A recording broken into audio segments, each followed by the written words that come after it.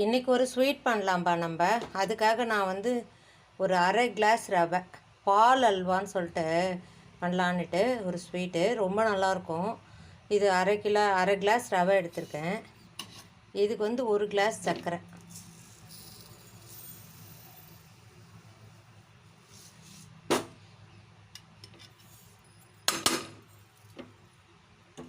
அப்புறம் பாருங்கள் அரை கிளாஸ் நெய் அப்படியே ஊற்றிட வேண்டியது தான். இப்போ காய்ச்சாத பால் 2 கிளாஸ் இதில் ஊற்றிட்டு எப்படி பண்ணலான்னு பார்க்கலாம் வாங்க. பால் அளந்துட்டு இது பாருங்கள் 2 கிளாஸ் பால்.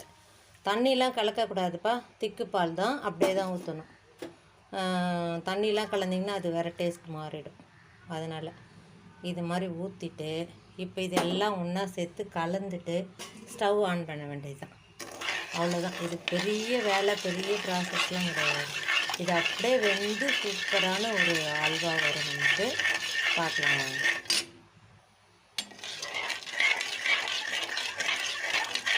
இதுக்கு முந்திரி, திராட்சை, ஏலக்காய் எந்த விஷயமும் கிடையாதுப்பா. இந்த பால்லே வேகிறதுனால அது அவ்வளோ டேஸ்ட்டு. இனிப்பும் கம்மியான தித்திப்பு தான்.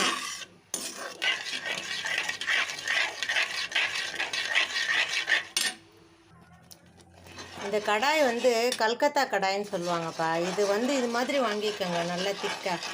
நம்ம என்ன ஸ்டீல் வாங்கினாலும் அடி பிடிக்கும், எவ்வளோ காஸ்ட்லியாக வாங்கினாலும். அதுக்கப்புறமா வந்து நம்ம இந்த மெலிசா அலுமினிய கடாய் வாங்கினாலும் செட் ஆகாது. நான்ஸ்டிக்கில் அந்தளவுக்கு யூஸ் பண்ணுறது நல்லது கிடையாது. ஒரு சிலது வந்து இந்த மாதிரி பானாலுங்களை யூஸ் பண்ணால் தான் அது நம்மளுக்கு கரெக்டாக இருக்கும் கலர்றதுக்கு. அது அடி பிடிக்காமல் பாருங்கள், அடி பிடிக்காமல் நல்லா வெந்து வரும். அதனால் இந்த மாதிரி பானாலுங்க வாங்கி வச்சுக்கிறது நல்லது தான். அது யூஸ் பண்ணி பார்த்தா தான் சூப்பராக இருக்கும். பாருங்கள் 2 நிமிஷத்தில் திக்காகிடுச்சு. இன்னும் கொஞ்சம் நேரத்தில் இந்த ரவை வெந்துடும்.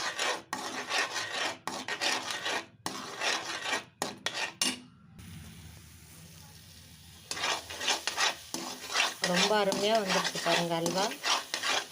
இன்னும் கொஞ்சம் நேரத்தில் அப்படியே திரண்டுட்டு வந்துடும் அந்த பானாலில் ஒட்டாமல்.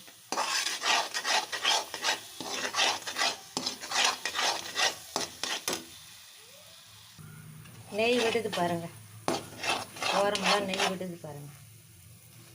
சூப்பரான பால் அல்வா ரெடி. செய்து சாப்பிட்டு பாருங்கள்.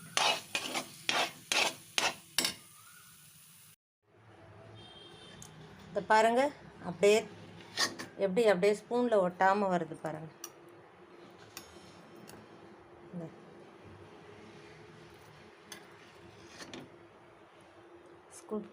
அப்படியே எடுத்து வைக்கலாம். சூப்பராக இருக்கும்பா இந்த பால் அல்வா.